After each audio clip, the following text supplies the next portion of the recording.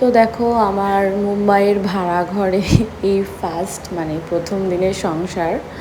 তো আমার এইখানে বেসিনের এই পাশে এই স্ল্যাবটাতে আমাকে গ্যাস রাখার জন্য দিয়েছে, কিন্তু যেহেতু আমাদের বেডরুমটা এতই ছোট হয়ে যে ওখানে আমরা মানে শুতে পারছি না তিনজনা, আর বেডরুমে ফ্যানটাও দেয়নি।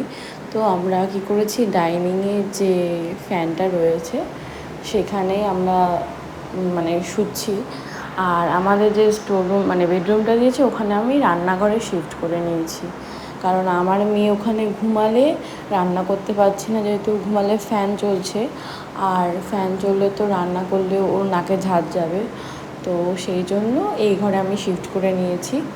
তো আজকে বানাচ্ছি হচ্ছে ডিম দিয়ে ফুলকপি দিয়ে আলু দিয়ে ঝোল।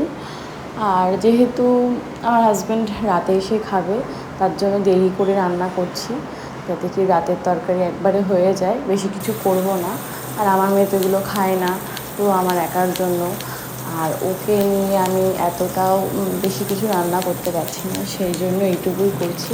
তারপর বাবাকে জিজ্ঞাসা করেছিলাম আর কিছু করতে হবে কি না, ওর বাবা বললো না শুধু এটা করলেই হবে। তাই এটাই করলাম, স্নান করে কাচাকুচি করে এই সব কিছু তৈরি করলাম। ওইদিকে মেয়ে ঘুমাচ্ছে, এই ফাঁকে এই তরকারি করে ফেলছি। আর এই দেখো, যেহেতু আমার কাছে মিক্সচার নেই তাই সব কিছুই আমি কেটে মশলাগুলো করতে হচ্ছে আমাকে। আর এই যে ডিমের ঝোল কমপ্লিট হয়ে গেল। আর রাতে যেহেতু ভাত করতে হবে, গরম ভাত, তো সেই জন্য আমি প্রেশার কুকারে ভাত বসিয়ে দিয়েছি।